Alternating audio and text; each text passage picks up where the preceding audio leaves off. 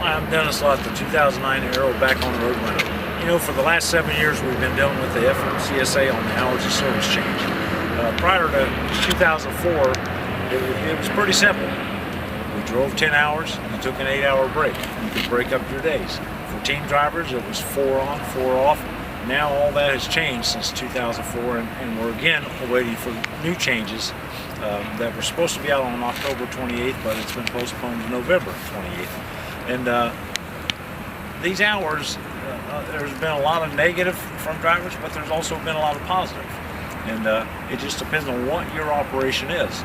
But we know that we're going to have to go with the flow, and when the new rules come out, we're probably going to be in the same process that's been going on for the last 7 years of lawsuits. That some of the safety organizations have protested they want to cut our driving time, and we have to take time off.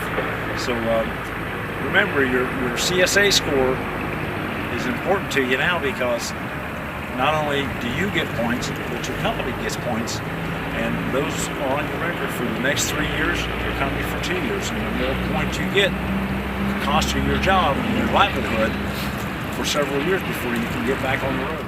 You know, a lot of people are asking why there are so many trucks on the road during the daylight hours.